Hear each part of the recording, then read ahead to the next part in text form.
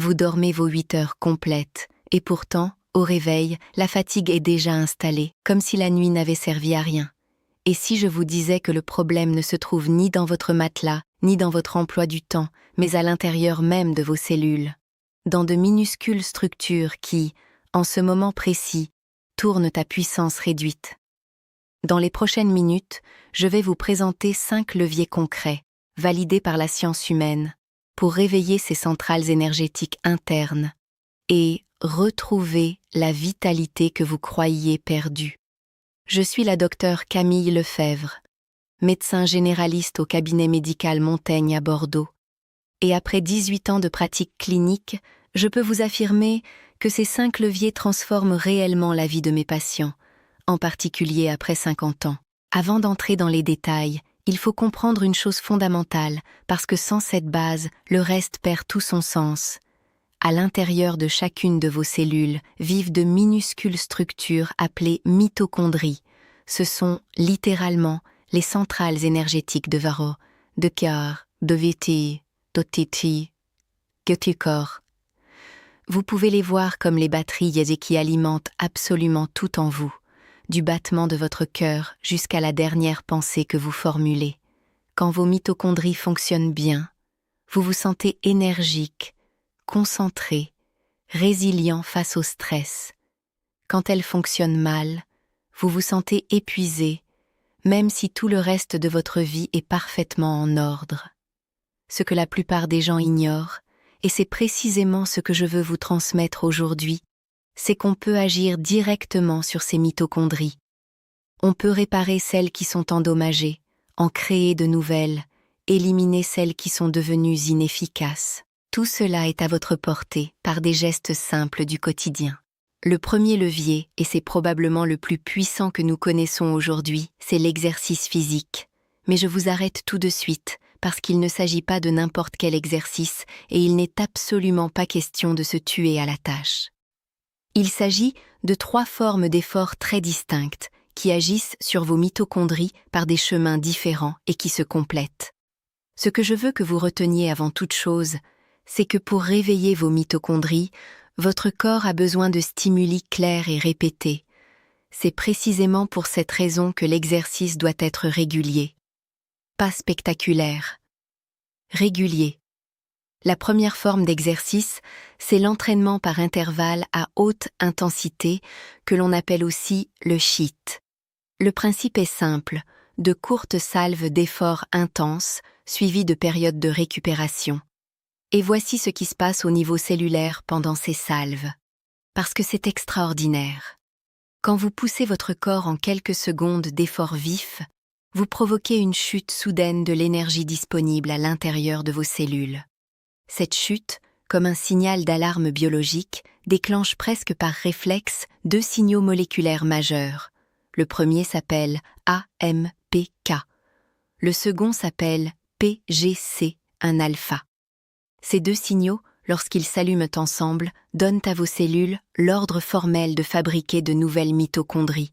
Vous m'avez bien comprise, vous ne faites pas qu'entraîner les anciennes, vous en créez de neuves. En pratique, voici ce que je conseille à mes patients. 2 à 3 séances par mois par ça.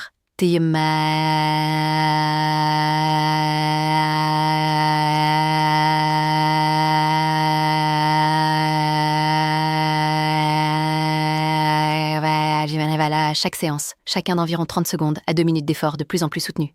Vous n'avez besoin ni d'entraîneur ni de salle de sport. Une séance courte trouvée en ligne suffit largement. L'objectif, et j'insiste sur ce point, c'est l'intensité contrôlée. Vous ne devez jamais aller jusqu'à l'épuisement. Pas une seule fois. La deuxième forme d'exercice, c'est l'effort aérobie continu, que les spécialistes nomment la zone 2. Il s'agit d'un effort soutenu mais modéré. Concrètement, une 30aine de minutes de jogging léger ou bien une marche très soutenue. Et quand je dis très soutenue, voici la définition exacte. Votre respiration est nettement accélérée, mais vous pouvez encore tenir une conversation. Si vous arrivez à chanter, vous êtes trop lent. Si vous ne pouvez plus aligner 3 mots, vous êtes trop court,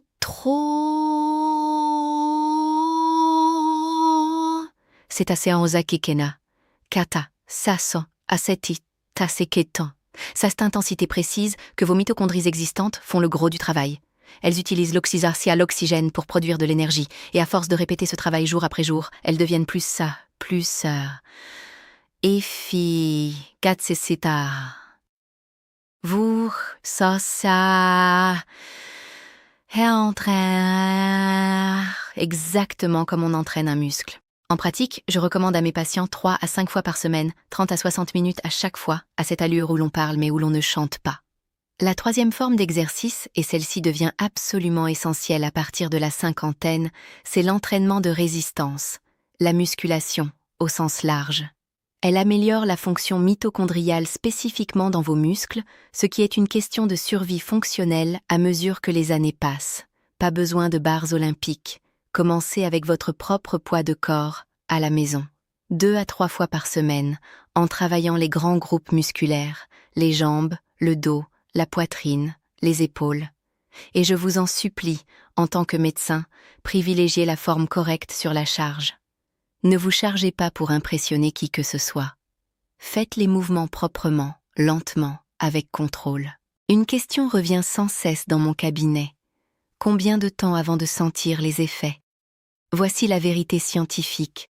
Les voies cellulaires que je viens de décrire s'activent dès votre toute première séance. En quelques semaines, vous sentirez votre endurance et votre récupération s'améliorer. Et sur plusieurs mois, ces changements deviennent durables parce que vous avez littéralement reprogrammé vos mitochondries. La clé, c'est de commencer. Marche, exercices au poids du corps, intervalles courts. Cela suffit pour démarrer. Permettez-moi tout de même un avertissement médical important. Si vous souffrez d'une maladie cardiaque, si vous ressentez des douleurs thoraciques à l'effort, ou si vous êtes resté longtemps inactif, parlez-en à votre médecin avant de monter en intensité. Et gardez bien en tête cette phrase qui résume toute cette partie. Pour vos mitochondries, la régularité compte infiniment plus que l'intensité. Mieux vaut bouger un peu chaque jour que de se massacrer une fois par mois. J'en viens au deuxième levier, et il est l'exact opposé du premier. Si l'exercice sollicite vos mitochondries, le sommeil, lui, les répare. C'est aussi simple et aussi profond que cela. Et c'est précisément pour cette raison qu'une seule mauvaise nuit suffit à vous vider entièrement de votre énergie le lendemain, comme si on avait débranché quelque chose au plus profond de vous. Laissez-moi vous décrire ce qui se passe réellement pendant que vous dormez, parce que c'est l'un des chapitres les plus fascinants de la physiologie humaine. Votre cerveau évacue les déchets métaboliques accumulés au cours de la journée. Votre système immunitaire se recalibre, comme on remet les pendules à l'heure.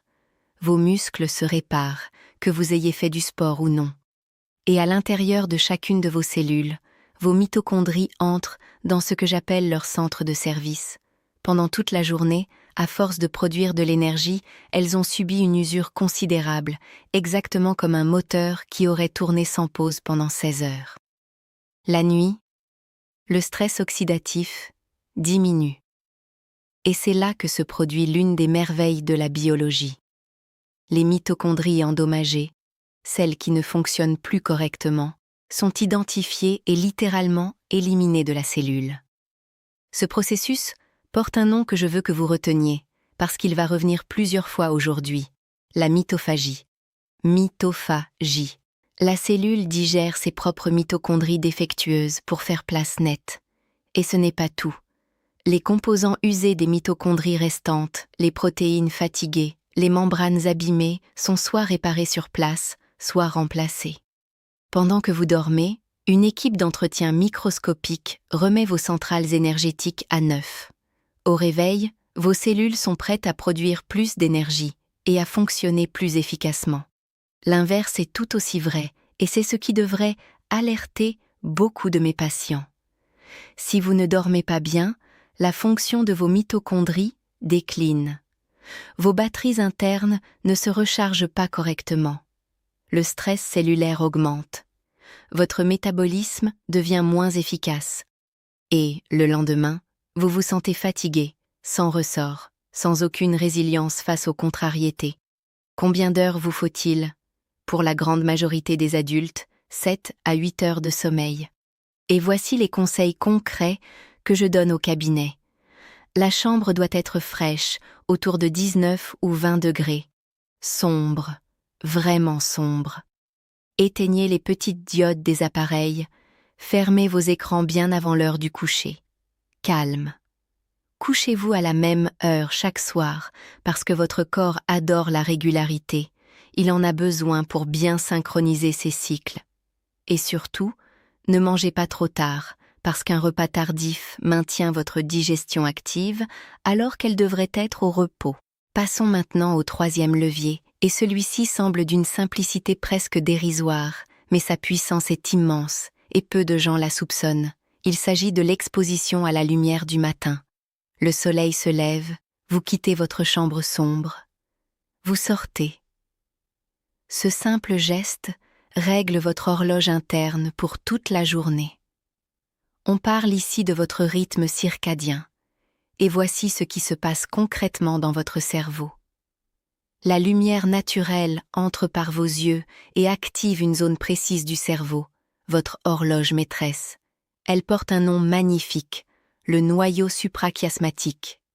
Ce petit centre, niché au cœur de votre cerveau, reçoit le signal lumineux et synchronise toute la biologie de votre organisme. Et ce système contrôle directement le moment où vos mitochondries doivent produire de l'énergie. C'est lui qui les fait basculer du mode réparation, celui de la nuit, vers le mode production active, celui du jour. La nuit on répare, le jour on produit. Voilà comment votre biologie est censée fonctionner, depuis des centaines de milliers d'années. Sans ce signal lumineux du matin, vos mitochondries continuent évidemment de travailler, mais leur synchronisation avec le rythme de votre journée devient beaucoup moins efficace. C'est comme demander à une équipe de centrale électrique de travailler sans horaire de relève, dans une confusion constante. Comment appliquer cela dès demain matin? Très simplement. Dans les 30 à 60 minutes qui suivent votre réveil, sortez. Enfilez une paire de chaussures et sortez. 5 à 15 minutes de lumière naturelle si le soleil brille franchement. Et si le ciel est couvert, allongez à 20 ou 30 minutes. C'est tout. Allez chercher votre courrier, promenez le chien, faites le tour du pâté de maison, asseyez-vous dans le jardin avec votre café. C'est dans ce geste minuscule, presque insignifiant en apparence, que vous donnez à votre cerveau l'ordre de démarrer correctement votre horloge énergétique et que vos mitochondries reçoivent le signal qu'il est temps de quitter le mode entretien pour passer en mode plein régime. J'en arrive au quatrième levier, et celui-ci, je vous préviens, va vous surprendre, parce qu'il établit un pont entre votre intestin et vos mitochondries que la science n'a véritablement compris que très récemment. Il s'agit d'une molécule qui s'appelle l'urolytine A. Jusqu'à présent, je vous ai parlé de choses sur lesquelles vous avez un contrôle direct, votre exercice, votre sommeil, votre exposition à la lumière. Là, c'est légèrement différent, parce que l'urolytine A est fabriquée à l'intérieur de votre intestin par certaines bactéries de votre microbiote. Et voici ce qui dérange profondément. Seulement 30 à 50% des personnes y parviennent réellement. Moins d'une personne sur deux. Comment obtient-on cette précieuse urolytine A? En consommant certains aliments précis, et particulièrement la grenade, les noix et les baies. Ces aliments contiennent une famille de polyphénols actifs que l'on appelle les élagitanins. Vos bonnes bangakai, bactiten, teyandikiten, caries intestinales doivent prendre ces élagitanins, les transformer chimiquement et produire de l'urolytine A. Mais si votre microbiote n'a pas les bonnes souches bactériennes ou si elles sont insuffisamment représentées, vous pouvez manger toute la grenade du monde, vous pouvez engloutir des kilos de noix, et il ne se passera pratiquement rien. Pourquoi est-ce que je vous parle de cette molécule en particulier? Parce qu'elle agit directement sur vos mitochondries et de la plus belle façon qui soit. L'urolytine A active la mitophagie, ce processus exact dont je vous parlais à propos du sommeil. Elle aide votre corps à identifier et à éliminer les mitochondries. Kyunkis sekizishi. Nininidni. Fon. Si. fonctionne plus correctement pour laisser la place à des mitochondries fonctionnelles et performantes. Sans une mitophagie efficace, vos cellules accumulent des centrales défectueuses et l'énergie globale chute inexorablement avec l'âge. Pour les personnes dont l'intestin ne convertit pas bien les élagitanins, il existe aujourd'hui une forme cliniquement étudiée d'urolitine A, appelée Mitopure, développée par la société Timeline. Elle apporte l'urolitine A directement, sans dépendre du microbiote.